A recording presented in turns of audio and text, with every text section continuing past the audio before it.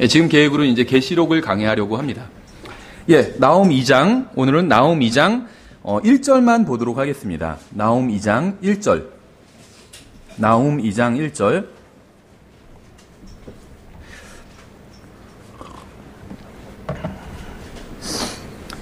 그래서 오늘 저희가 이 말씀을 가지고 이제 영적 전쟁에 대해서 살펴보려고 합니다. 예전에 이제 제가 어렸을 때는, 지금도 그런 게 있는지는 모르겠어요. 저희가 TV 없이 산 지가 거의 10여 년, 거의 20년 가까이 됐거든요. 그래서 잘 모르겠는데, 예전에 어렸을 때 주말의 명화 이런 것들이 있었어요. 그래서 토요일 저녁에 주로 영화를 하는데, 제목은 뭔지 제가 지금 정확히 기억은 나지 않는데, 어린 나이에 굉장히 인상 깊었던 그런 장면이 있었어요, 영화에서. 뭐였냐면, 이게 심각한 영화인지 코미디 영화인지는 잘 모르겠어요. 약간 심각한 영화였던 것 같은데, 비행기 테러 사건에 관련된 그런 영화였어요. 근데 이제 테러범이 비행기를 장악하고 나서, 이제 장악하면서, 이제 나머지를 다 장악하고, 객실을 장악하고, 그 다음에 이제 조종실로 갔습니다. 그래서 문을 따고 들어갔어요. 그랬더니 기장과 부기장이 이제 나란히 앉아서 조종을 하고 있었겠죠, 비행기를. 테러범이 딱 들어가더니, 이제 질문을 던져요. 뭐라고 질문하냐면, 이 비행기의 기장이 누구야? 이렇게 물어요. 그러니까는 그 중에서 한 명이 딱 뒤돌아보면서 접니다. 그럽니다. 그러니까 테러범이 바로 쏴 죽여요, 기장을. 그러면서 다시 물어요. 이제 부기장 한 명 남았죠. 이 비행기의 기장이 누구야? 그러니까 부기장이 딱 쳐다보더니 당신입니다. 그래요. 그러니까 살려두더라고요. 그러니까 기장도 처음에 이 비행기의 기장이 누구야 했을 때 당신입니다. 이랬으면 죽지 않았겠죠. 자기가 기장이라고 원래 기장이었고 이야기를 하니까 바로 죽였어요. 근데 저는 그걸 보면서 이런 생각이 들더라고요. 물론 이제 정확히 어떤 영적 상황과 맞는 것은 아닙니다. 우리도 그럴 때가 있어요. 제 몸이 만약에 비행기라면 기장은 예수님이 돼야 되는데 자꾸 내 자신이라고 주장할 때가 있죠. 근데 예수님은 억지로 그 기장 자리를 탈취하시는 분은 아니죠. 우리가 자원해서 내놓기를 원하시는 분이, 예수님께서 나중에 이 세상에 재림하시면 사람들이 원하던 원하지 않던 모든 왕국을 다 자신의 발 아래 복종시키실 것입니다. 하지만 우리는 강제로 그렇게 하지는 않으신다는 거예요. 우리를 강제로 구원하지도 않으셨고 또 강제로 우리를 영적으로 성장시키지도 않으신다는 겁니다. 그렇죠. 그래서 주님께서는 우리한테 물으시는 것 같아요. 기장이 누구냐고. 우리가 배라면 선장이 누구냐고. 근데 주님입니다. 이래야 되는데 계속 접니다. 또다시 물으시는데도 또 전데요? 계속 그렇게 대답하고 있지 않나 이런 생각이 듭니다. 그렇죠. 점점 나이가 먹을수록 몸도 배 같아지잖아요. 이렇게 유선형으로 변해가더라고요. 기장이 계속 자기라고 생각하면서 착각하면서 사는 것 같아요. 그래서 영적으로 성장하지도 못하고 또 영적 전쟁에서도 매번 패배하는 게 아닌가 이런 생각이 듭니다. 나홈 2장 1절을 보시면 이 말씀은 사실 이제 나홈의 전체 문맥은 대환란과 재림에 관한 것입니다. 근데 우리가 이것을 좀 영적으로 해석하는 것이 아니라 영적으로 적용해 보도록 하겠습니다. 나홈 2장 1절, 한 절이니까 우리 다 같이 한번 읽어보겠습니다. 나홈 2장 1절, 자, 찾으셨으면, 자, 시작. 산산조각 부수는 자가 내 얼굴 앞에 올라왔으니 요새를 지키고 길을 감시하며 내 허리를 강하게 하고 내 힘을 심히 강하게 할지어다. 이 말씀은 대환란 때 유대인들에게 주시는 말씀이라고 보시면 됩니다.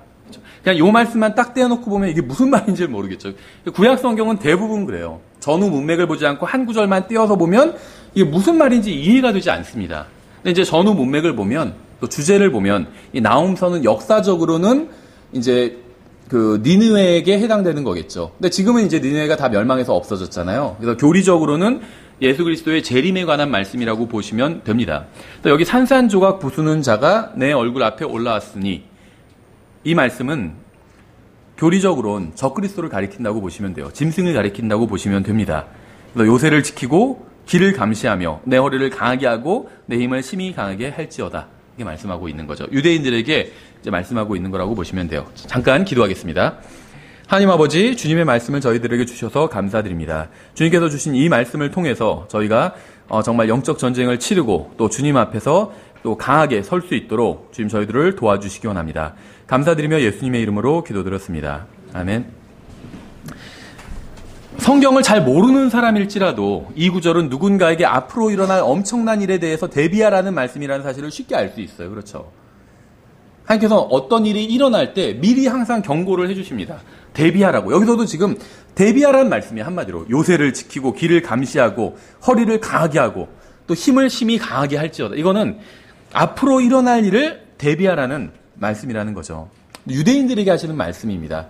왜냐하면 교회는 대환란 전에 들림받아 올라가기 때문에 대환란을 통과하지 않지만 이제 유대인들은 대환란을 통과하게 돼요. 그래서 성경은 이 대환란을 다른 식으로는 야곱의 고난의 때라고 이렇게 부르고 있죠. 그래서 지금 인류 역사상 정말 전무후무하게 어려운 기간이 때가 될 것이기 때문에 이 대환란은 유대인들에게 이제 미리 준비하라고 이렇게 말씀하고 있습니다. 우리는 하늘에 하나님께서 계시라고 믿고 있죠. 또 그 하나님께서는 온 세상의 창조자시고 동시에 또 사랑이 충만하신 분이시고 또 전능하시고 은혜로우시고 또 심판자시고 참되시고 유일하신 하나님이라는 사실을 믿고 있습니다. 그분은 자신의 아들인 예수 그리스도를 이 세상에 보내셔서 인간을 구원할 수 있는 유일한 구원자가 되게 하셨어요. 그렇죠? 자신의 아들인 예수 그리스도를 보내셔서 정말 주와 그리스도를 삼아 주신 거죠. 우리는 또한 모든 사람의 혼이 주님께 굉장히 소중하기 때문에 주님께서는 누구든 원하면 구원받고 영원한 생명을 누릴 수 있도록 해주셨음도 믿습니다. 그러니까 누구든지 원하면 구원받을 수 있도록 하나님께서 해주신 이유는 모든 사람의 혼이 소중하기 때문이에요. 또 우리는 하나님께서 계시는 것처럼 하나님을 미워하는 하나님의 원수들도 있다는 사실을 믿습니다. 그렇죠. 또 하나님의 아들을 미워하는 자들이 있다는 것도 믿고 있어요. 진리를 미워하는 자들도 있고 하나님을 알고 그분의 아들을 사랑하기를 거부하는 자들도 있어요. 그러니까 적극적으로 하나님을 미워하는 사람도 있고 그냥 하나님 자체를 거부하는 또 진리를 알고 예수님을 알기를 거부하는 사람들도 분명히 있죠. 여러분이 주님을 사랑하고 주님의 말씀대로 살려고 할수록 그것을 방해하고 여러분의 믿음과 또 여러분이 하나님과 나누는 교제를 파괴하려는 자들도 등장할 겁니다. 여러분이 주님께로부터 받은 선한 것을 파괴하려는 자들이 이 세상에 존재한다는 거예요. 여러분들이 주님께로부터 받은 것들이 있죠. 은혜를 받았고 구원을 받았고 또 하나님의 말씀도 받았고 여러분이 받은 것들을 누리지 못하게 하려고 하는 자들이 있다는 거예요. 마귀죠, 사실은. 그 가장 대표적인 자가. 근데 주님께서는 자신이 책임질 테니까 그러한 자들로 인해서 전혀 걱정하지 말라고 말씀하지는 않으셨습니다. 원수들로 인해서 어떠한 피해도 당하지 않을 것이라고 말씀하지 않으셨다는 거예요. 주님께서는 허리를 강하게 하고 힘을 내어 믿음을 파괴하려는 자들에게 대적하는 영적 전쟁에 참여하라고 말씀하셨어요. 가만히 있으면 당하게 된다는 거예요. 그러니까 우리가 방금 읽은 나훔 2장 1절이 교리적으로는 대환란에 관한 것이지만 영적으로는 지금 우리에게도 충분히 적용될 수 있다는 겁니다. 그렇죠? 우리가 마귀가 우리를 어떻게 한다 할지라도 가장 중요한 건 잃어버리지 않아요. 우리의 구원 잃어버리지 않죠. 우리의 혼도 잃어버리지 않습니다. 하지만 그것을 제외한 다른 모든 것은 다 잃어버릴 수가 있어요. 믿음도 잃어버릴 수가 있고 가족도 잃어버릴 수 있고 교회도 잃어버릴 수 있고 간증도 잃어버릴 수 있죠. 그리스도인이라는 이 간증을 잃어버릴 수 있어요. 그렇죠. 그래서 주님께서는 영적 전쟁에 대비하라고 지금 말씀하고 계신 겁니다. 깨어서 대적하라고 말씀하고 있는 거예요. 깨어서 대적하라. 깨어서 대적하지 않으면 마귀에게 당할 수 있다는 거예요. 지옥에 간다는 게 아니에요. 지옥에 가진 않지만 그리스도인다운 삶을 살지 못하게 될 수 있다는 겁니다. 물론 하나님께서 힘을 주시고 도와주시고 함께해 주시겠지만 우리도 깨어서 우리의 믿음을 파괴하려는 자들에 맞서 싸워야 합니다. 그렇죠. 아무것도 하지 않는데 믿음이 강해지지 않아요. 구원은 우리가 아무것도 한 거 없이 단순히 예수님께서 우리를 위해서 해주신 일을 받아들이기만 하면 우리가 구원을 받았죠. 그러니까 구원에 관한 모든 것은 예수님께서 다 완성해 주셨어요. 그래서 예수님께서 돌아가시기 직전에 십자가 위에서 우리의 죄값을 치르면서 돌아가시기 직전에 다 이루었다 이렇게 말씀하신 거잖아요. 뭘 다 이루었냐면 구원을 다 이루어 주셨다는 거예요. 그래서 우리가 할 일이 아무것도 없어요. 구원에 관해선. 그러니까 예수님께서 우리의 죄값을 대신 치러주신 걸 믿음으로 받아들이면 됩니다. 인정하면 된다는 거예요. 받아들인다는 건 인정하는 거예요. 그래, 하나님께서는 예수님께서 십자가 위에서 죽으신 것이 나를 위해서 하신 것이라고 말씀을 하셨는데 내가 그걸 받아들이겠다. 이렇게 받아들이는 거예요. 그게 믿는 겁니다. 그래서 구원을 위해서는 우리가 할 게 아무것도 없어요. 그냥 믿기만 하면 되는 겁니다. 근데 영적 전쟁과 영적 성장을 위해선 우리가 해야 될 것이 많다는 거예요. 깨어서 마귀를 대적하지 않으면 영적 전쟁에 지게 된다는 겁니다. 그렇죠? 그러니까 아무것도 하지 않는데 저절로 승리하게 되지는 않는다는 거예요. 아무것도 하지 않는데 믿음이 막 성장해 가지는 않는다는 겁니다. 만약에 본인이 내가 구원받고 나서 믿음이 별로 성장한 것 같지가 않다 이렇게 생각이 된다면 무엇인가 중요한 걸 하지 않은 거예요. 아무것도 하지 않는데 자동으로 영적인 사람이 되지는 않는다는 거죠. 이 세상에서의 삶을 위한 것이든 영적인 삶을 위한 것이든 우리는 무엇인가를 해야 됩니다. 그러니까 한마디로 먹고 살기 위해서 무엇인가를 해야 되죠. 아무것도 안 하는데 뭐 돈을 누가 주지는 않잖아요. 무엇인가 일을 해야지 먹고 살 수 있는 거잖아요. 그게 이제 이 세상에서의 삶의 원리죠.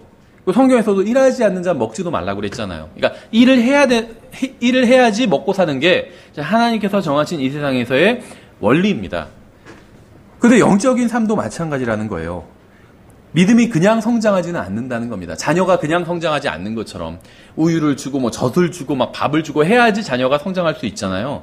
우리의 실제 그 아이들이 마찬가지로 우리의 믿음도 무엇인가를 해야 믿음이 성장한다는 거예요. 구원은 거저 받지만 믿음이 성장하는 건 공짜로 이루어지는 일이 아니라는 겁니다. 우리가 영적으로 살려고 할수록 우리를 반대하는 사람들이 나올 것이고 그 수가 늘어날 겁니다. 왜냐하면 마귀가 우리를 대적하고 있기 때문에. 우리가 영적으로 성장하려고 할수록 마귀는 다른 사람들을 시켜서 뭐 그 사람이 그걸 알 수도 있고 모를 수도 있어요. 대부분은 모르겠죠. 마귀가 자기에게 어떤 일을 시키고 있다는 걸 모르고 이 세상 사람들은 살아가고 있거든요. 왜 어떤 사람들이 예를 들면 뭐 동성연애자들에 대해서 어떤 편의를 봐주는 법안을 만들고 국회에서 왜 동성연애를 옹호하는 발언을 하고 왜 그런 말을 하겠어요? 모르고 하는 거예요. 어떤 경우에는 뚜렷한 이유도 없이 모르고 하는 사람들도 있어요. 마귀가 시켜서 그냥 하는 거예요. 근데 마귀가 시켜서 자기가 그런 짓을 한다는 것도 그 사실조차도 모르고 그런 일을 하는 사람들이 있다는 거죠. 어쨌든지 간에 우리가 주님을 위해서 살려고 할수록 마귀는 더 강하게 우리를 반대하고 대적할 것입니다. 사람들을 이용해서. 그래서 주님께서는 요새를 지키고 길을 감시하며 허리를 강하게 하고 힘을 심히 강하게 하라고 이렇게 말씀하고 있는 거예요. 그래서 이 말씀은 대환란 때 유대인들에게 하시는 말씀이지만 지금 이 시대에 마귀와 영적 전쟁을 치르고 있는 우리들에게도 해당되는 말씀이라는 거죠. 우리의 원수는 사탄입니다. 마귀. 단 한 분 하나님께서 계신 것처럼 원수도 궁극적으로 단 하나의 존재인 사탄이에요. 많은 마귀들이 있지만 단 하나의 사탄, 우두머리 사탄이 있죠. 한 분 그리스도께서 계신 것처럼 궁극적으로 단 하나의 적 그리스도가 있죠. 단 하나. 그러니까 지금 많은 적 그리스도들이 있었어요. 이게 우리나라 말로는 구분이 안 가는데 영어로는 엔티크라이스트예요. 적 그리스도. 근데 나중에는 대환란 때가 되면 the antichrist, 궁극적으로 적 그리스도가 등장하게 될 겁니다. 수많은 사람들이 그리스도가 아닌 사탄을 따르고 있어요. 자기도 모르면서 사탄을 따르고 있어요. 문제는 뭐냐면 심지어 구원받은 사람들도 이 점에 있어서는 구원받지 않은 사람들과 크게 다르지 않다는 거예요. 구원받았는데도 복음에 반대가 되는 짓을 하는 사람들도 있다는 겁니다. 마귀의 편에 서는 사람들도 있다는 거예요. 마귀의 편에 산 모든 사람들이 다 구원받지 못했다. 그것이 아니에요. 마귀의 편에 선 사람들 중에 구원받은 사람들도 있어요. 왜냐하면 구원은 너무 쉽기 때문에. 예수 그리스도만 믿으면 돼요. 그러면 구원받을 수 있거든요. 실제 전쟁에서도 분명히 아군인데 아군에게 해가 되는 일을 하는 사람들이 있어요. 분명히. 그렇죠. 마찬가지라는 거예요. 영적 전쟁도. 분명히 예수 그리스도께 속한 그리스도의 군사인데도 불구하고 마귀를 이롭게 하는 또 그리스도의 몸에 해가 되는 그러한 일을 하는 사람도 분명히 있다는 겁니다. 왜 그런지 아세요? 비록 교회를 다니고 예배에 참석하고 자신이 구원받았다고 생각은 하지만 영적인 요새를 지키고 영적인 길을 감시하고 허리를 강하게 하고 영적인 힘을 강하게 하지 않은 구원받은 사람들이 너무나도 많기 때문에. 무슨 말이냐면 분명히 우리 진영이고 우리 편이에요. 예를 들면 참호 속에서 다 총을 적을 향해서 겨누고 있어요. 적이 공격해오면 반격을 해야 되잖아요. 근데 반격은 하지 않고 옆에서 방해만 하고 있어요. 열심히 총 쏘고 있는데 옆에서 내 거 총이 잘 나갔는데 이거 좀 봐줘. 어떻게 해야 돼? 하면서 예를 들면 방해를 하고 있어요. 분명히 같은 편인데도 불구하고 그 사람 때문에 방해가 되고 있는 거잖아요. 적과 싸우는 데 있어서. 영적으로도 그런 경우가 많다는 겁니다. 깨어있지 않으면 방해가 된다는 거예요. 우리나라의 진정한 문제는 뭐 정치나 경제가 문제가 아니에요. 세상 사람들은 그러죠. 저 정치인들 때문에 우리나라가 제대로 돌아가지 않는다고. 저 정치인들, 뭐 국회의원들만 없으면 우리나라가 더 좋아질 거라는 이런 얘기하는 사람들도 있습니다. 그렇죠. 우리나라의 진정한 문제는 정치인이나 어떤 경제인 때문에 우리나라가 발전하지 못하는 게, 좋은 나라가 되지 못하는 게 아니라는 겁니다. 교회가 영적인 권능을 상실했기 때문에 사람들은 더욱 악해지고 회개하지도 않는 거예요. 그러니까 진정한 문제는 교회에 있어요. 교회가 깨어있다면 우리나라의 사람들을 굉장히 이롭게 했을 겁니다. 근데 교회가 깨어있지 못하기 때문에 우리나라 사람들이 많이 영적인 어둠 가운데 살고 있는 거죠. 베드로전서 5장 8절에 비슷한 말씀이 있습니다. 나홈 2장 1절과 정신을 차리라 깨어있으라 너희 대적 마귀가 울부짖는 사자같이 두루 다니며 삼킬 자를 찾나니 이렇게 말씀하고 있죠. 성경은 마귀가 사자는 아니라고 얘기해요. 사자는 아니에요, 마귀는. 근데 사자 같다고 말씀하고 있어요. 예수님은 유다 지파의 사자죠. 실제 사자는 무서운 동물이잖아요. 동물 중에 일반적으로 가장 무서운 동물이 이제 사자잖아요. 그렇죠. 힘은 코끼리가 더 셀지 몰라도 둘 중에 하나랑 같이 있으라고 그러면 코끼리랑 같이 있는 게 나아요. 코끼리는 무조건 사람을 공격하지는 않으니까. 근데 사자는 같이 있는 것 자체로 공포를 느끼게 되잖아요. 가장 동물 중에 무서운 존재가 일반적으로 사자예요. 예수님은 사자입니다. 구원받지 못한 자들에겐 예수님이 사자로 나타나실 거예요. 구원받은 사람들에겐 어린 양으로 나타나실 거고, 계시록을 보면. 근데 마귀는 성경에 의하면 울부짖는 사자 같다고 말씀하고 있어요. 사자는 아니에요. 만약에 마귀가 사자라면 우리가 이길 수가 없어요. 자, 사자를 이길 수가 없잖아요. 보통 대부분 평범한 사람들은 뭐 무기를 줘도 칼을 갖고 있다 할지라도 사자를 이기기가 힘들어요. 그렇죠. 근데 마귀는 사자는 아니고 사자 같은 존재예요. 우리가 하나님의 말씀을 가지고 싸우면 충분히 이길 수 있다는 겁니다. 사자는 아니기 때문에. 근데 이제 사자 같은 존재인데 두루 다니면서 삼킬 자를 찾고 있대요. 굉장히 대범해요. 사자도 아니면서 적이 무서워하거나 도망가면 삼켜버리려고 하는 거예요. 나홈 2장 1절과 정확히 같은 내용을 담고 있는 거죠. 베드로전서 5장 8절이. 마귀는 울부짖는 사자같이 두루다니며 삼킬 자를 찾고 있습니다. 마귀는 하나님의 백성을 대적합니다.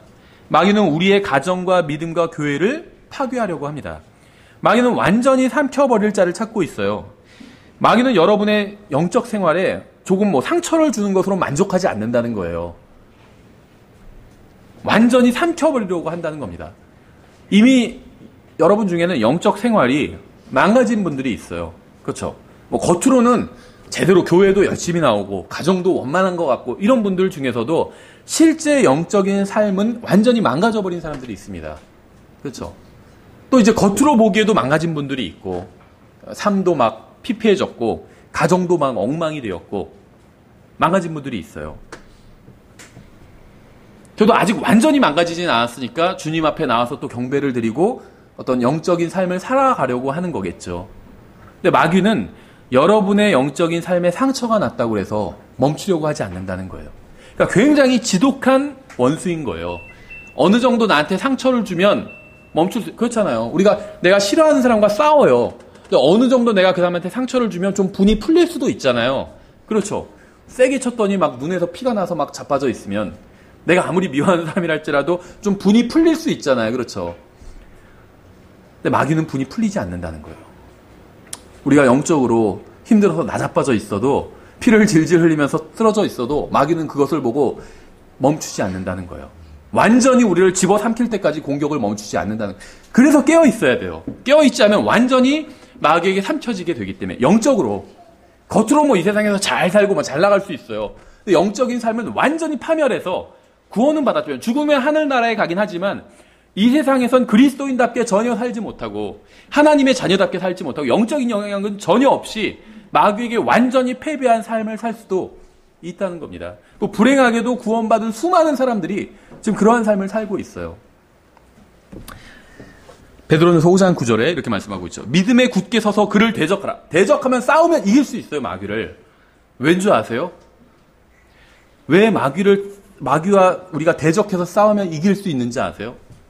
욥기에 보면 하나님께서 마귀에 대해서 말씀하시면서 이 세상에서 두려움 없이 창조된 존재라고 말씀하고 있거든요. 그러니까 사실 하나님의 모든 창조물 중에 가장 뛰어난 존재가 마귀예요. 루시퍼. 그러니까 루시퍼는 못나서 타락한 게 아니라 잘나서 타락했어요. 착각한 거죠. 자기가 다른 창조물들을 보니까 자기가 너무 잘났어요. 그래서 나도 좀 경배를 받아야 되는 것 아닌가 이렇게 착각한 거예요. 아무리 잘나도 하나님과 비교할 수 없는데 하나님과 비교해버린 거죠. 그러니까 나도 하나님처럼 그래서 내 왕자를 높이리라 막 이사야서에서 그러고 있잖아요. 마귀는 뛰어난 존재예요. 그런데 왜 우리가 믿음에 굳게 서 있으면, 그러니까 믿음에 굳게 선다는 건 하나님의 말씀을 믿는 믿음에 자기 신념이 아니라 이렇게 하면 되겠지 이를 악물고 이것이 아니라 하나님의 말씀을 믿는 겁니다. 하나님의 말씀을 믿는다는 건 하나님의 말씀대로 한다는 거예요. 그게 믿음에 굳게 서는 것입니다. 그러면 마귀를 대적할 수가 있대요. 왜 그런 줄 아세요? 우리는 그리스도의 몸에 속한 사람들이기 때문에. 구약 성경 어디에서도 믿음에 굳게 서서 마귀를 대적하라 이런 말씀은 없어요. 욥기에서는 오히려 생각해보세요. 욥은 하나님께서 인정하시는 의로운 사람이었습니다. 구약 성경의 3대 의인 중에 하나죠. 욥, 노아, 다니엘. 대언 에스겔서인가요? 거기서는 그렇게 말씀해요. 이 세 사람이 서 있다, 너를 위해서 서 있다 할지라도 내가 용서하지 않겠다. 이런 식으로 말씀하신 장면이 있잖아요. 그러니까 구약 성경의 3대 의인이에요. 엄청난 사람이에요, 욥은. 그런데 하나님께서 뭐라고 말씀하시냐면 마귀를 보고 그를 대적해라 이렇게 말씀하지 않아요. 네가 대적하려고 해도 마귀를 보면 그런 생각이 싹 사라져버릴 것이다 이렇게 말씀해요. 그러니까 구약 성경에선 가장 위대한 사람에 속한 3이니까 인류 역사 구약 성경 전체에서 세 손가락 안에 드는 사람이면 엄청난 사람이잖아요. 근데 그 사람도 마귀를 대적할 수가 없었어요. 우리는 마귀를 대적할 수 있다는 거예요. 마귀를 대적하라고 말씀하고 있잖아요. 할 수 없는 걸 명령하고 있지 않거든요, 성경은. 왜냐면 우리는 그리스도의 몸 안에 있기 때문에. 또 우리가 마귀를 대적하면 마귀가 우리를 보고 도망갑니다. 왜 도망가는지 아세요? 마귀가 우리를 볼 때 우리를 보는 것이 아니라 그리스도를 보기 때문에. 그래서 마귀는 도망가는 거예요. 이미 십자가에서 패배했거든요. 그래서 우리를 보면 도망갈 수밖에 없는 거예요. 그리스도가 저를 보면 도망가지 않죠. 아무것도 아니라고 생각하겠죠. 근데 제가 아니라 그리스도를 보기 때문이에요. 저는 그리스도의 몸 안에 있기 때문에. 그래서 성경은 믿음에 굳게 서서 그를 대적하라. 세상에 있는 너희 형제들도 동일한 고난을 겪는 줄 너희가 아느니라. 이렇게 말씀하고 있죠. 우리는 믿음에 굳게 서서 마귀를 대적해야 합니다. 구원받은 사람들이 영적으로 깨어있지 않고 게으르다고 해서 마귀가 보조를 맞춰주지 않아요. 우리는 영적으로 게으를 때가 있죠. 저도 그래요. 성경을 열심히 읽을 때도 있지만 또 읽지 않을 때도 있어요. 그냥 나중에 읽지 뭐. 미룰 때가 있고. 그렇죠. 영적 전쟁에 있어서 쉬는 거예요. 예전에는 그런 게 있었잖아요. 예전에 뭐 삼국지 같은 거 보면 막 싸우다가 좀 쉬어요. 그래서 밥도 먹고 다시 와서 싸우러 오고 서로 무슨 모르겠어요. 거기서 뭐 예전에는 그렇게 낭만이 있었다고 하는데 뭐 그게 낭만인지 뭔지 모르겠지만 지금은 그렇게 싸우지 않죠. 서로 밥 먹고 싸우자고 밥 먹고 와서 다시 싸우지는 않잖아요. 마귀가 내 사정을 봐주지 않는다는 거예요. 내가 좀 우린 그럴 때가 있잖아요. 내가 요즘 너무 힘들기 때문에 좀 하나님과의 관계도 좀 소홀해지고 성경 읽는 것도 소홀해지고 그럴 수가 있죠. 그럼 우리가 예를 들면 어떤 분들 그런 얘기를 하는 걸 들으면 이해가 가요. 저 형제님 요즘 너무 힘들어. 정말 새벽 5시에 나가서 밤 12시에 들어와. 성경 읽을 시간이 없어. 이해가 돼요. 그렇죠? 그 교회 나올 시간도 없고. 이해가 됩니다. 전 뭐 그런 분들 바빠서 교회를 못 나오거나 그런 분들을 비난하고자 하는 그런 얘기를 하는 건 아니에요. 충분히 이해가 돼요. 그런 분들. 그렇죠. 삶이 힘들기 때문에. 근데 마귀가 그걸 이해해주지 않는다는 거예요. 우리는 이해해주는데 마귀는 이해해주지 않는다는 거예요. 오히려 더 공격한다는 겁니다. 그렇죠? 생각해보세요. 싸울 때 요즘 그 종합격투기 같은 게 유행하잖아요. 한 선수가 싸우다가 다쳤어요. 그럼 상대방이 어떻게 하는지 아세요? 봐주지 않아요. 거기를 더 집중 공격하더라고요. 갈비뼈가 나간 것 같아요. 그래서 이걸 만지면서 이렇게 하니까 거기를 더 공격하더라고요. 거기만 공격하더라고요. 그럼 이겨야 되니까. 그렇죠. 끝나고 나서 서로 얼싸안고 하지만 싸울 때는 약한 곳을 더 공격한다는 거죠. 마찬가지로 영적인 삶도. 내가 너무나도 바빠서 영적인 걸 돌아보지 못해요. 마귀가 좀 내 사정을 좀 알아줬으면 좋겠는데 절대 그렇지 않다는 거예요. 거기를 파고듭니다. 하나님의 말씀을 읽지 못해요. 내가 너무 바빠서 요즘. 거기를 더 파고든다는 거예요. 무너뜨린다는 거예요. 내가 너무 바빠서 가정을 돌보지 못했어요. 아내랑 또 자녀들을 하나님의 말씀으로 양육하지도 못하고 마귀가 거기를 더 파고든다는 거예요. 아, 저 사람은 너무 바빠서 자녀들을 하나님의 말씀으로 양육 못했으니까 내가 그건 좀 봐줘야겠다. 마귀 그렇게 생각하지 않는다는 겁니다. 더 공격해요, 거기를. 우리 사정을 봐주지 않는다는 거예요. 마귀는 하나님에 관한 것은 무엇이든 반대를 합니다. 그리스도인들이 영적 전쟁에 관심이 없다고 해서 마귀도 그런 것이 아니에요. 구원은, 우린 예수님만 믿으면 다 구원받죠. 근데 영적 전쟁을 제대로 싸우지 않는 사람들도 있어요. 관심 없는 사람도 있어요. 아, 이제 죽어서 하늘나라 가는데 그게 뭔 상관이냐. 뭘 그렇게 굳이 마귀랑 그렇게 치열하게 싸워야 되냐. 어차피 치열하게 싸우던 대충 싸우던 죽어서 하늘나라 가는 건 변하지 않지 않냐. 라는 말을 하진 않지만 그렇게 생각을 하면서 영적 전쟁엔 별로 관심 안 갖는 사람들도 있습니다. 그런데 마귀는 절대 그렇지 않다는 거예요. 무엇이 되었든 하나님께 영광과 존귀를 돌려드리는 것이라면 마귀는 반대를 합니다. 참되신 하나님과 그분의 아들이신 예수 그리스도를 높이는 것이라면 마귀는 공격하고 파괴하려고 해요. 그러니까 여러분의 인생 중에서 예수님을 높여드리는 것이 조금이라도 있다면 마귀는 그것을 못하게 하려고 길을 쓰고 덤벼든다는 거예요. 그래서 마귀는 이러한 이유로 굉장히 바쁘게 살아가고 있습니다. 그리스도인들은 해야 할 일이 있어요. 교회는 해야 할 일이 있습니다. 하지만 우리는 해야 할 일을 하지 않고 게으름을 피울 때가 너무나도 많아요. 하나님께서도 자신의 일을 하느라 바쁘시고 마귀도 자신의 일을 하느라 바쁜데 오직 구원받은 사람들만 손을 놓고 있어요. 그래서 수많은 그리스도인이 간증을 망치고 영적으로 파산해버리고 있는 겁니다. 겉으로는 잘 먹고 잘 살고 있어요. 교회들도 막 커지고 있잖아요. 세상에서 교회들을 보면. 근데 겉모습은 커졌지만 영적인 능력은 완전히 잃어버린 채 살아가고 있다는 거예요. 우리는 나홈 2장 1절의 말씀대로 요새를 지켜야 합니다. 나의 믿음의 요새를 지켜야 된다는 거예요. 요새는 방어하는 곳이죠. 요새를 지키지 않으면 믿음이 무너져 내리게 된다는 겁니다. 마귀는 바로 그런 사람을 공격하기 때문에 아무나 공격하지 않아요. 방어가 잘 갖춰진 사람, 깨어있는 사람 공격하지 않습니다. 왜냐하면 정면으로 붙으면 진다는 걸 알아요, 마귀는. 지키지 않는 사람을 공격해요. 하나님의 말씀을 배우는 것은 정말 중요한 일입니다. 특히 오늘날과 같은 시대에는 성경이 무엇이라고 말씀하시는지 반드시 알아야 돼요. 모든 것에 대해서 성경이 무엇이라고 말씀하고 있는지 그 원칙을 반드시 알아야 된다는 거예요. 고린도후서 10장 4절에서는 이렇게 말씀하고 있어요. 우리의 전쟁 무기는, 우린 영적 전쟁을 하고 있죠. 그래서 제가 지금 영적 전쟁에 대해서 설교하고 있잖아요. 우리의 전쟁 무기는, 싸우려면 무기가 있어야 되죠. 무기가 뭔지 알아야 되겠죠. 육신에 속하지 아니하고 하나님을 통해 강력하여 강한 요새들도 무너뜨리느니라.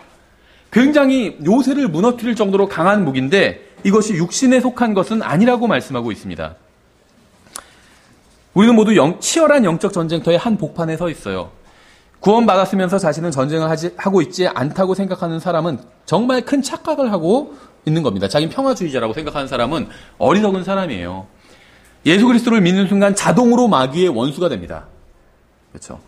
성경을 믿는 순간 마귀의 목표물이 돼요. 우리가 구원받을 때 자동으로 이루어지는 일이 있죠. 저도 제가 예수님을 믿을 때 그때가 이제 구원받은 건데 그때 제가 뭐 하나님의 아들이 되고 뭐 어떻게 되고 그런 변화가 일어나는 것을 그때는 잘 몰랐어요. 왜냐하면 성경을 잘 몰랐기 때문에. 나중에 성경을 배워서 알고 나서는 내가 구원받는 순간 정말 많은 일이 일어났구나. 하나님의 아들이 되었고 또 내 안에서 영적인 수술이 일어났어요. 그렇죠. 골로새서에 나오자 Operation of God. 하나님의 뭐 활동 이런 식으로 번역했는데 오퍼레이션이 수술이잖아요. 수술. 작전 이런 것도 되지만 수술도 되잖아요. 내가 구원받는 순간 내 안에서 수술이 일어났어요. 새 사람이 태어났고 그 옛 육신과 새 사람이 또 분리가 일어났고 혼이 구원받았고 영이 거듭났고 엄청나게 많은 일이 일어났습니다. 내가 구원받는 그 순간에 느끼지 못했지만 하나님의 말씀을 배워가면서 내 안에서 무슨 일이 일어났는지 알아가게 되는 거죠. 근데 이런 우리가 봤을 때 좋은 일만 일어난 것이 아니라 우리가 구원받는 순간에 자동으로 마귀의 원수가 됩니다. 성경을 믿는 순간 마귀의 목표물이 된다는 거예요. 여러분이 구원받았다면 여러분이 느끼든 느끼지 못하든 상관없이 모두 영적 전쟁터의 한가운데 있는 겁니다. 구원받은 사람이라면 구원받지 않은 사람은 마귀의 군대에 그냥 속해 있는 거예요. 그렇죠? 근데 구원받은 사람은 영적 전쟁터의 한가운데 있는 거예요. 내가 느끼든 느끼지 못하든. 구원받은 순간 많은 것이 변화하게 되는데 바로 이것도 그중 하나라는 것이죠. 구원받으면 자신이 느끼든 그렇지 못하든 상관없이 즉시 하나님의 아들이 되는 것과 마찬가지로 구원받으면 즉시 영적 전쟁터로 투입됩니다. 주의할 점은 성경이 말씀하시는 대로 우리의 전쟁 무기는 육신에 속하지 않았다는 사실이에요. 우리는 전쟁을 치르고 있지만 전차나 미사일이나 폭탄이나 전투기나 잠수함 같은 무기를 사용하지 않는다는 겁니다. 우리의 전쟁 무기는 하나님을 통해서 강력함으로 강한 요새들도 무너뜨리지만 육신에 속한 것은 아니라는 거예요. 우리는 마귀에게 총을 쏠 수 없습니다. 더러운 영을 향해서 사격을 할 수도 없어요. 누군가 여러분의 재산보다 훨씬 더 중요한 것을 훔쳐가려고 하고 있습니다. 마귀는 여러분의 재산에는 관심이 없어요. 마귀가 관심을 갖고 훔치려고 하는 것은 여러분의 혼이고 인생입니다. 구원을 받았다면 혼을 훔쳐갈 수는 없죠. 근데 인생을 송두리째 훔쳐갈 수는 있어요. 그래서 구원 받았음에도 불구하고 인생 전체는 마귀를 위해서 산 인생이 되게 만들 수도 있다는 거예요. 마귀는 여러분의 부동산이나 은행 잔고에는 관심이 전혀 없습니다. 그는 여러분의 마음과 생각을 훔쳐가려고 해요. 여러분의 마음이 예수님과 하나님의 말씀으로 가득 차지 못하게 하려고 공격한다는 거예요. 성경은 이 영적 전쟁에서 우리가 하나님을 통해 강력한 무기를 가지고 요새를 지켜야 한다고 말씀하고 있습니다. 무기가 무엇인지, 무기는 육신적인 게 아니라고 성경 말씀하고 있죠. 그럼 무기가 무엇일까요? 에베소서 6장 17절에 나오죠. 무기가 무엇인지. 구원의 투구와 성령의 검, 곧 하나님의 말씀을 취하라. 성령님의 칼인데, 검인데 그것이 바로 하나님의 말씀이라는 거예요. 성경이라는 겁니다. 부모님들 계시죠, 여기. 제 말을 한번 잘 들어보세요.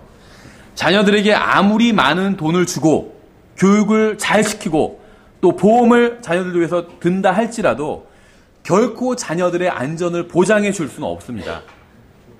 마귀로부터 지켜주는 참된 안전은 오직 하나님의 말씀을 마음속에 품을 때에만 오게 되기 때문에 마귀는 언제든지 여러분의 가정을 망쳐버릴 수 있어요. 또 마귀는 언제든지 여러분의 자녀를 완전히 망쳐버릴 수 있습니다. 돈은 잘 벌고 돈은 많고 세상에선 성공했는데 망나니 같은 사람들도 있잖아요. 마귀는 그렇게 사람을 만들 수 있다는 거예요. 이 세상에 그 무엇도 마약 중독이나 알코올 중독이나 성적 타락으로부터 지켜주거나 안전을 보장해 주지는 못한다는 겁니다. 마귀는 여러분의 가정과 자녀들과 인생을 원해요. 완전히 망쳐버리기를. 그러니까 일부만 조금 상처내기를 원하는 것이 아니라 완전히 집어삼키기를 원하는 거예요. 여러분의 가정과 여러분의 믿음과 여러분의 인생과 여러분의 자녀들을 완전히 집어삼키기를 원하는. 마귀가 여러분의 자녀들을 집어삼키면 어떻게 되는지 아세요?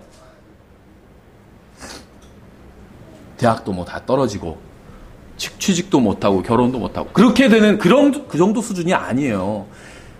그건 아무것도 아니에요. 그렇죠? 그건 영적 전쟁과 관련이 없어요. 좋은 대학을 못 가고 이 세상에서 성공을 하지 못하고 결혼을 제대로 못하고 이건요 영적 전쟁과 전혀 관련이 없습니다. 그건 또 다른 문제예요. 마귀가 여러분의 자녀를 완전히 집어삼키면 겉으로는 성공도 하고 좋은 대학도 가고 좋은 것처럼 보여도 하나님을 모르는 사람이 된다는 거예요. 예수님을 모르는 사람이 됩니다. 예수님을 모르는 사람, 예수님을 사랑하지 않는 인생은 완전히 실패한 인생이에요. 이 세상에선 그렇게 평가하지 않겠지만 영혼에선 그리스도의 심판석에선 그렇게 평가할 거예요. 그때 다 깨닫게 될 겁니다. 지금은 제 말을 동의하지 않은 사람들도 있겠죠. 목사님 몰라서 그런 얘기를 하지 이렇게 생각하시는 분도 있을 거예요. 아니면 젊은 분 중에 저보다 훨씬 더 젊은 분 중엔 지금 뭔 얘기를 하고 있나. 좋은 대학 가고 좋은 직장 잡는 게 중요한 문제지 지금 무슨 얘기. 저는 지금 그런 게 중요하지 않다는 건 아닙니다. 하찮다는 건 아니에요. 좋은 직장 잡고 좋은 대학 가는 거 좋은 일이에요. 나쁜 게 아닙니다. 좋은 일이에요. 근데 예수님을 알고 영혼을 위해서 사는 것에 비하면 그것은 하찮은 일처럼 보인다는 겁니다. 거기에 비교하면 마귀는 여러분의 일부만 뺏으려고 하지 않습니다. 여러분을 공격해서 여러분이 상처를 입으면 그건 마귀는 물러가지 않는다는 거예요. 완전히 집어삼킬 때까지 계속해서 공격할 겁니다. 그래서 여러분의 가정과 여러분의 아이들과 이런 여러분의 마음과 이런 모든 것들이 완전히 마귀의 소유가 될 때까지 완전히 망쳐버릴 때까지 공격을 멈추지 않을 거란 거예요. 영적으로 깨어서 적극적으로 마귀를 대적하지 않으면 모든 것을 잃어버리게 되어서 이 세상 사람들과 똑같이 인생을 살아가게 될 겁니다. 전 그리스도의 심판석에 아마 그게 가장 비참하다고 생각이 될 것 같아요. 구원을 받았고 하나님의 자녀처럼 살 수 있는 능력을 받았는데 성령님께서 안에 계시잖아요. 그러면 하나님의 자녀답게 살 수 있는 능력을 다 받은 거거든요. 그런데도 불구하고 이 세상 사람들과 똑같이 산다면 얼마나 후회가 되겠어요. 그리스도의 심판석에서. 정말 가치 있는 영혼을 위해서 살 수 있었는데, 그럴 기회가 있었고 그럴 능력도 있었는데 그렇게 살지 않고 그냥 이 세상에서의 내가 조금 더 잘 먹고 잘 사는 것만을 위해서 산다면 나중에 이 세상이 다 불타 없어질 때 얼마나 허망하겠어요. 죽어서 지옥에 가진 않죠. 예수님을 믿고 있으니까. 근데 정말 값지게 살 수 있었는데 그렇게 살지 않고 낭비해버린 인생이 되는 거잖아요. 우리가 오후 시간에 이제 여기에 대해서 좀 더 자세히 살펴볼 겁니다. 그럼 정말 후회가 되겠죠. 여러분을 미워하고 대적하는 원수는 강합니다. 그는 여러분의 일부가 아닌 전부를 원해요. 일부만 상처를 주는 것으로 만족하지 않고 전부를 삼켜버리려고 합니다. 따라서 여러분은 그를 대적할 수 있는 무기를 가지고 있어야 돼요. 어느 정도 져주면 그냥 물러서는 존재가 아니라는 거예요. 그래서 여러분도 이를 악물고 같이 싸워야 된다는 겁니다. 여러분뿐 아니라 여러분의 아내와 남편과 아들과 딸도 마귀를 대적할 수 있는 무기를 가지고 있어야 돼요. 대신 싸워줄 수가 없기 때문에. 내가 사랑하는 아내와 남편과 아들과 딸이 있잖아요. 대신 싸워줄 수가 없어요. 스스로 무기를 가지고 싸워야 돼요. 이게 부모의 책임인 겁니다. 자녀가 구원만 받으면 부모의 책임이 완성된 것이 아니에요. 구원받고 나서 이 세상을 살아가야 되잖아요. 근데 구원받은 하나님의 자녀가 되면 마귀가 맹공격을 시작하거든요. 그래서 그 마귀의 공격을 물리칠 수 있도록 자녀를 가르쳐야 되는 거예요. 하나님의 말씀을 가르쳐줘야 되는 거예요. 그래야 자녀도 내가 마귀와 싸우는 것처럼 마귀와 싸울 수가 있기 때문에. 그렇지 않으면 여러분이나 여러분의 남편이나 아내나 아들이나 딸은 마귀에게 끌려간 수십억의 사람들처럼 끌려가서 평생 종노릇하며 살게 되는, 구원을 받았다 할지라도 구원받아도 마귀에게 종노릇하면서 사는 사람들 굉장히 많거든요. 그렇게 된다는 거예요. 마귀와 어떻게 싸우는지, 또 마귀와 싸울 수 있는 무기를 내가 제공해 주지 않는다면, 하나님의 말씀을 가르쳐 주지 않는다면 우리 자녀들이 마귀에게 종노릇하는 인생을 살게 된다는 거예요. 성경은 깨어서 지키라고 말씀하고 있어요. 누가복음 21장 34절에서도 같은 말씀이 있어요. 너희는 스스로 주의하라. 그렇지 않으면 언제라도 너희 마음이 과식과 술 취함과 이 세상 삶의 염려로 무겁게 되어 그날이 알지 못하게 너희에게 임할까 염려하노라. 그날이 온 지면에 거하는 모든 자들에게 울무같이 임하리라. 물론 이제 여기서의 문맥도 대환란에 관한 것인데, 이제 우리가 영적으로 좀 적용해 볼 수가 있겠죠. 우리의 마음이 먹는 것과 마시는 것과 이 세상에 대한 염려로 가득 차게 되면 우리는 가장 중요한 것을 대비하지 못하게 됩니다. 이 세상에서의 삶이 중요하지 않다는 게 아니에요. 중요해요. 근데 그거보다 훨씬 더 중요한 것이 있다는 겁니다. 구원받았다고 해서 바로 하늘나라로 올라가지는 않죠. 구원받은 사람도 이 세상에서 살아야 합니다. 이 세상에서 사는 것은 죄가 아니지만 이 세상 삶에 대한 염려는 죄라는 거예요. 그날이 알지 못하게 너희에게 임할까 염려하노니, 이렇게 말씀하고 있죠. 예수님께서는 다시 오실 것입니다. 여러분 준비되어 있으신가요? 구원받았냐는 그런 질문을 넘어서는 거예요. 예수님을 맞을 준비가 되어 있나요? 만일 예수님이 지금 공중으로 오신다면 여러분이 요즘 염려하고 있는 것들이 정말 염려할 가치가 있는 것이었을까요? 우리는 정신을 차리고 깨어 있어야 돼요. 그리스도인들이 깨어 있지 않고 진리를 말하지 않기 때문에 사람들은 마귀에게 인생과 혼을 약탈당하면서 멸망하고 있고 다가오는 심판도 전혀 피하지 못하고 있는 거예요. 36절에 그러므로 너희가 앞으로 일어날 이 모든 일을 피하고 사람의 아들 앞에 서기에 합당한 자로 여겨지도록 항상 기도하며 깨어있으라 하시니라. 우리에게 충분히 영적으로 적용할 수 있는 말씀이죠. 사람의 아들은 예수님이 본인을 이제 가리키는 표현이죠. 예수님 앞에 서기에 합당한 자로 여겨지도록 항상 기도하면서 깨어있으래요. 아무리 마귀가 공격해도 자신은 절대 꿈쩍하지 않을 거라고 하는 사람들이 있습니다. 다른 사람들은 다 주님을 부인해도 자기는 절대 주님을 부인하지 않을 거라고 하는 사람들도 있어요. 하지만 지금처럼 편하게 신앙생활을 할 수 있을 때에도 주님을 제대로 섬기지 못하면서 어려움이 닥쳐오면 어떻게 주님을 섬길 수 있을까요? 누가복음 12장 35절도 비슷한 말씀이 있어요. 너희 허리에 띠를 띠고 너희 등불을 타오르게 하며. 허리에 띠를 해야 일을 하든 싸움을 하든 무엇인가를 할 수 있습니다. 그렇죠? 주님의 말씀은 우리가 언제든 영적 싸움을 할 수 있는 준비가 되어 있어야 한다는 거예요. 허리에 띠를 띈다는 것은 군대 다녀오신 분들 아시겠지만 오대기라고 있잖아요. 5분 대기조. 5분 대기조는 내무관에서 쉴 때도 완전 무장을 하고 쉬거든요. 완전 군장을 다 하고 있어요. 그래서 바로 사이렌이 울리면 바로 정말 출동할 수 있을 정도로 준비를 하고 있는 거예요. 그 말을 하고 있는 거예요. 허리에 띠를 띠라는 건. 잘 때 띠를 띠고 자진 않잖아요. 저도 제가 집에 가면 가장 먼저 무엇을 하는지 아세요? 옷을 갈아입어요. 허리띠를 빼요. 그래서 그냥 고무줄로 된 그런 편한 바지를 입거든요. 육신적으로는 그래도 되죠. 집에서 편하게 있어도 돼요. 근데 영적으로는 그렇게 하지 말라는 거예요. 영적으로는 고무줄로 되어 있는 바지를 입고 있지 말라는 거예요. 허리에 띠를 띠고 있으라는 겁니다. 영적으로는. 주님의 말씀은 우리가 언제든 영적 싸움을 할 수 있는 준비가 되어 있어야 한다는 겁니다. 마귀는 바쁘게 일하며 싸우고 있는데 그리스도인들은 게으름을 피우면서 전혀 준비를 갖추고 있지 않기 때문에 매번 전투에서 패배하고 있는 거예요. 마귀는 열심히 거짓 복음을 전하고 있는데 그리스도인들은 제대로 된 복음을 전하지 않기 때문에 이 세상은 진리에 대해서 무지한 채 지옥으로 가고 있는 겁니다. 가만히 앉아서 마귀가 일하는 것이나 뉴스만 보지 말고 깨어서 띠를 띠고 적극적으로 마귀를 대적하는 것이 바로 하나님의 백성을 향한 나홈 2장과 신약 성경의 명령입니다. 예수 그리스도를 위해서 일하십시오. 영혼을 위해서 일하세요. 이 세상에서의 삶을 위해서 일하지 말라 이런 얘기가 아닙니다. 이 세상에서의 삶을 위해서도 일해야 돼요. 하지만 영혼을 위해서 더 큰 비중을 가지고 일해야 된다는 거예요. 허리에 띠를 띠고 주님을 위해서 실제적으로 무엇인가를 하십시오. 요새를 지키고 가정과 교회와 믿음을 지키세요. 가정과 교회와 여러분의 믿음을 지켜야 돼요. 하나님의 말씀에 대한 여러분의 믿음을 지켜야 돼요. 에베소서 6장 10절에서도 영적 전쟁에 대한 말씀이 있죠. 끝으로 내 형제들아 주 안에서와 그분의 강력한 권능 안에서 강건한 자가 되라. 우리가 건강을 지키기 위해서 운동을 하잖아요. 영적인 운동을 해야 돼요. 영적인. 우리의 육신의 건강도 지켜야 되겠죠. 육신의 건강도 소중한 거예요. 근데 그것 못지않게 훨씬 더 중요한 건 영적인 건강이에요. 너희가 마귀의 계계들을 능히 대적하며 서기 위해 하나님의 전신갑주를 입으라. 마귀는 여러분을 공격할 것입니다. 만일 여러분이 구원받지 않았다면 마귀는 여러분의 혼을 망쳐놓으려고 할 거예요. 혼이 망가지는 게 뭔지 아세요? 이 세상에서 변분한 직업도 못 잡고 이게 혼이 망가지는 것이 아니에요. 이 세상에서 좋은 직업을 가져도 죽어서 지옥에 가면 그 혼은 완전히 망쳐버린 혼이 되는 거예요. 그렇죠. 구원받았으면 여러분의 간증을 망쳐놓으려고 할 겁니다. 구원받지 못한 사람은 혼을 망쳐놓으려고 할 것이고, 그러니까 지옥에 보내려고 할 것이고, 구원받은 사람을 지옥에 보낼 수는 없죠. 마귀가. 그러니까 그럼 구원받은 사람은 그 사람의 간증을 망쳐놓으려고 한다는 거예요.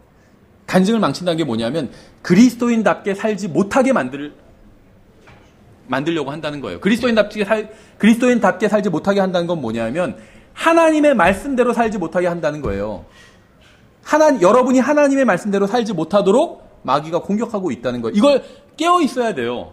내가 하나님의 말씀대로 살지 않으면 그게 우연히 일어난 일이 아니라는 거예요. 마귀가 공격하기 때문에 그렇게 살지 못한 거예요. 그래서 깨어서 적극적으로 대적한 게 뭔지 아세요? 마귀야 물러가라! 마귀 욕하고. 이게 아니에요. 하나님의 말씀대로 사는 거예요. 그게 적극적으로 대적하는 거예요, 마귀를. 하나님의 말씀대로 사는 사람은 공격을 못해요, 마귀는. 만일 여러분이 결혼했으면 여러분의 부부관계를 망쳐놓으려고 할 겁니다, 마귀는. 만일 여러분에게 자녀가 있다면 여러분의 자녀들을 망쳐놓으려고 할 거예요. 자녀들이 좋은 대학 가지 못하게. 그게 아니에요. 자녀들이 예수님을 사랑하지 못하도록 막는다는 거예요. 예수님을 사랑하지 않는 사람의 인생은 완전히 망쳐진 인생이에요. 만약 여러분이 교회에 다니고 있으면 여러분이 속한 교회를 망쳐놓으려고 할 것입니다. 그래서 주님께서는 요새를 지키고 길을 감시하고 허리를 강하게 하고 정신을 차리고 깨어있고 또 믿음에 굳게 서고 하나님의 말씀을 취하고 항상 깨어서 기도하고 하나님의 전신갑주를 입으라. 이렇게 말씀하고 있는 거예요. 정말 많은 말씀이 구원에 대한 말씀보다 훨씬 더 많이 있어요. 영적 전쟁에 관한 말씀이 성경엔. 2000년 전에 성령님께서는 마리아에게 임하셨습니다. 마리아는 남자를 알지 못했으나 성령님으로 말미암아 아이를 갖게 되었죠. 요셉은 훌륭한 사람이었지만 예수님의 아버지는 아니었어요. 요셉은 자신의 약혼자가 자신도 모르는 아이를 가진 것을 보고 은밀하게 파혼을 하려고 했습니다. 공개적으로 마리아를 요즘 말로 개망신을 줄 수도 있었지만 그렇게 하지 않고 그냥 조용히 끊어버리려고 했어요. 그렇죠. 그때 주님의 천사가 요셉에게 나타나서 마리아가 잉태한 아이는 하나님의 아들이라고 알려주었죠. 하늘과 땅의 창조자께서 처녀의 몸 안에 예비된 작은 육체 안으로 들어오신 겁니다. 목자들은 구유에 놓인 예수님을 보기 위해서 찾아왔죠. 예수님은 이 세상에 여행자로 오신 것이 아니었기 때문에 모텔 방에서 태어나지 않으셨고 또 왕으로 오신 것도 아니었기 때문에 왕궁에서 태어나지도 않으셨습니다. 주님은 세상 죄를 제거하는 하나님의 어린 양으로 오셨기 때문에 짐승이 거하는 헛간에서 태어나셔서 구유에 놓이신 거예요. 주님이 태어나신 지 2년 후에 동쪽에서 현명한 사람들이 주님을 찾아서 집으로 방문했죠. 그들은 마리아나 요셉이 아닌 아기 예수님을 보고 경배하고 선물을 드렸습니다. 헤롯은 분노해서 2세 이하의 모든 아이들을 살해했습니다. 요셉은 하나님께로부터 꿈을 통해서 경고를 받아 마리아와 예수님을 모시고 이집트로 피신했습니다. 그 후 나사렛으로 가서 이제 목수의 일을 하면서 살았죠. 예수님께서는 30세쯤 되셨을 때 요르단 강에 가서 요한에게 침례를 받으심으로 이스라엘 모든 백성들이 예수님께서 바로 세상 죄를 제거하는 하나님의 어린 양이라는 사실을 알게 되었죠. 3년 반 동안 주님은 자신이 하나님의 아들이라는 사실을 기적과 표적과 말씀을 통해서 입증해 보여주셨습니다. 주님은 죄가 없으셨지만 여러분과 저의 죄값을 치르기 위해서 십자가 위에서 죽으셨어요. 3일 밤낮 후에 주님은 다시 일어나셨고 또 이러한 사실을 믿는 모든 사람은 구원받을 수 있게 되었습니다. 하나님께서 주신 진리는 그대로 있는데 사람들은 그것을 보기가 점점 더 어려워지고 있어요. 우리는 바쁘다는 핑계로 가장 본질적인 것을 소홀히 여기면서 살아가고 있습니다. 여러분과 여러분의 자녀들이 예수님을 사랑하지 못하도록 막는 것은 그것이 무엇이든 간에 도둑이요 강도예요. 도둑이요 강도 우리의 소중한 것을 훔쳐가는 사람이잖아요. 집에 도둑이 들어 쓰레기를 갖고 가는 도둑은 없어요. 그렇죠? 소중한 것을 훔쳐가요. 가장 깊숙이 숨겨놓은 것을 다 뒤집어 엎고 나서 훔쳐가잖아요. 가장 귀중한 게 무엇일까요? 우리의 인생이잖아요. 생명이고 단 한 번뿐이 없기 때문에. 근데 이것을 완전히 낭비하게 만든다는 거예요. 낭비한 인생이 뭔지 아세요? 예수님을 위해서 살지 못한 인생이 낭비한 인생이에요. 창조주 하나님을 위해서 살지 못한 인생이 낭비한 인생이에요. 마귀는 우리의 인생을 낭비하게 만드는 거예요. 그래서 성경은 예수님께서 도둑이요 강도라고 말씀하고 있는 거예요. 나중에 불에 타 사라져버릴 이 세상만을 위해서 사는 사람은 어리석은 사람입니다. 그 다음에 아무리 대단한 시험을 통과하고 대단히 많은 재산이 있고 많은 성공을 거뒀다 할지라도 이 세상만을 위해서 사는 사람은 어리석은 사람입니다. 만약 하나님께서 자신을 사랑하는 아들을 이 세상에 보내셔서 여러분과 저의 죄값을 대신 치르게 하신 것이 사실이라면 우리는 무엇을 하면서 살아야 될까요? 하나님께서 예수 그리스도를 보내셔서 죽었다가 다시 살아나게 하심으로 우리가 영원히 영광과 기쁨 가운데 살 수 있게 되었다면 우리는 누구를 위해서 살아야 될까요? 주님께서 언젠가 이 세상에 오셔서 이 세상을 심판하시고 나중에 세상이 다 계시록 말씀처럼 불에 타 없어질 것이라면 그리고 이제 새하늘과 새 땅이 생기겠죠. 그렇게 된다면 우리는 무엇을 위해서 살아야 될까요? 이 세상 그 어느 때보다 예수 그리스도를 필요로 하고 있습니다. 겉으로는 부인해요. 예수님 필요 없다고 그러고. 근데 그 사람들의 마음 깊은 곳엔 진리를 원하고 있어요. 예수님을 구원을 원하고 있어요. 하지만 자신들에게 진정으로 필요한 것이 무엇인지도 모른 채 헛된 것에 돈과 시간과 힘을 쓰고 소중한 인생을 낭비하면서 살아가고 있죠. 이 세상 사람들은 더 많은 물질을 소유할수록 마음은 더 공허해지는데 왜 그런지 원인도 모르고 해결책도 모르면서 살아가고 있습니다. 이러한 때에 우리가 어떠한 마음과 태도로 이 세상을 살아야 될까요? 마귀는 여러분이 망하게 되기를 바라고 있어요. 망하게 되기를. 영적으로 완전히 파산해 버리기를 원하고 있습니다. 마귀는. 여러분이 가장 중요한 것에 눈을 돌리지 못하게 하기 위해서 덜 중요한 것들을 눈앞으로 들이밀어요. 이 세상의 막 삶의 문제들, 걱정하지 않아도 되는 거 막 걱정하게 하고, 뉴스도 막 보여주고, 그렇죠. 여러 가지. 그렇죠. 어쩔 때 그럴 때가 있거든요. 저도 그 TV는 안 봐도 어떤 뉴스들은 이제 인터넷에서 보는데, 어쩔 땐 보고 나서 허무해요. 왜냐면 뉴스를 보면서 막 제가 뉴스가 보통 안 좋은 소식들이 많이 있잖아요. 막 저도 열을 내거든요. 아유, 막 저 때려 죽일 뭐뭐들 하면서 예를 들면. 근데 그걸 갖고 제가 그렇게 화낼 일은 아니었다는 거죠. 생각하고 시간을 쓰고 하면서 쓸데없이 제 인생을 낭비하게 만드는 거예요, 마귀가. 마귀가 하는 것은 무엇이든 간에 여러분이 예수 그리스도를 바라보지 못하게 하는 것입니다. 그분이 누구신지 알지 못하게 하고 그분만을 섬기지 못하게 하는 거예요. 우리는 예수님이 누구신지 알아야 합니다. 그분이 이 세상에 왜 오셨는지 알아야 돼요. 이 세상이 결국 어떻게 될 것인지 알아야 됩니다. 자세히 알아야 돼요. 대충 하는 게 아니라 예수님 뭐 하나님이지 뭐 구원하기 위해서 오셨지. 그것만이 아니에요. 성경은 더 많이 말씀하고 있어요. 예수님께서는 죄인들을 구원하기 위해서 이 세상에 오셨죠. 이 세상 사람들이 받은 가장 큰 선물은 나무에 달린 예수 그리스도였어요. 여러분, 예수님은 여러분의 죄를 용서하고 제거하고 여러분을 구원하기 위해서 오셨습니다. 그뿐 아니라 여러분이 하나님과 친밀한 교제를 나눌 수 있게 하기 위해서 오셨어요. 이게 궁극적인 목적인 거예요. 단순히 구원하고 죽어서 지옥에 보내지 않기 위해서, 그렇게 만들기 위해서 오신 것이 아니라, 그건 당연하고 여러분이 하나님과 아들과 아버지처럼 아주 친밀하게 교제를 나누게 하기 위해서, 아내와 남편처럼 아주 친밀하게, 친구처럼. 그래서 예수님께서 내가 이제 너희를 친구라고 부른다고 하셨잖아요.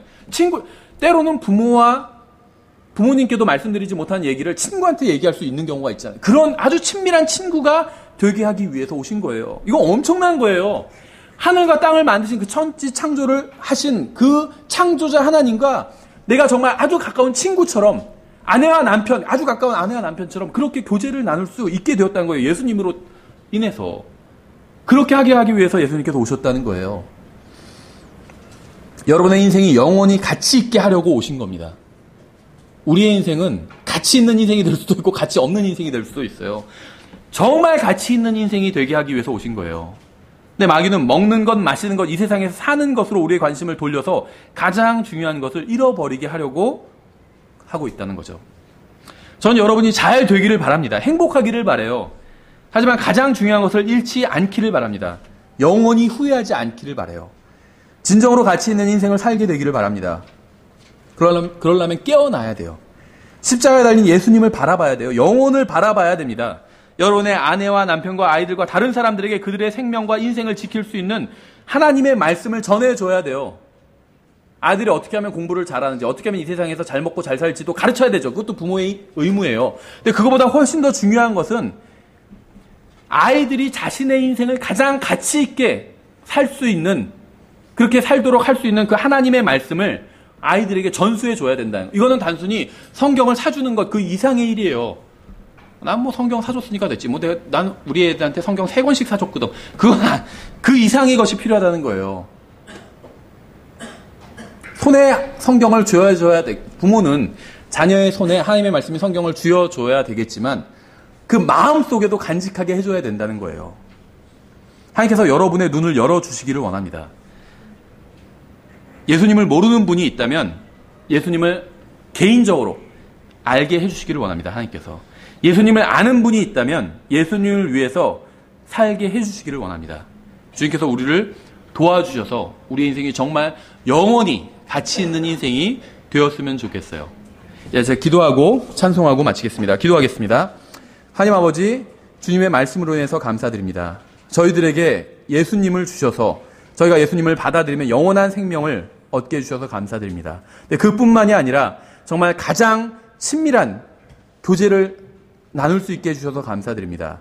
남편과 아내로, 아버지와 아들로, 또 가장 친한 친구로 전능하신 하나님과 저희가 교제를 나눌 수 있게 해주셔서 감사드립니다. 지금 저희들이 정말 이 세상 눈에 보이는 것들에 속지 않고 마귀에게 속지 않고 정말 가장 가치 있고 중요한 것, 영원히 중요한 것이 무엇인지 알 수 있도록 저희들의 영적인 눈을 뜨게 해주시기 원합니다. 주님께서 저희들의 마음속에서 역사해 주셔서 정말 저희들이 영원히 후회하지 않을 가치 있는 인생을 살 수 있도록 도와주시기 원합니다. 감사드리며 예수님의 이름으로 기도드렸습니다. 아멘. 다 같이 일어나셔서 복음 찬송가 203장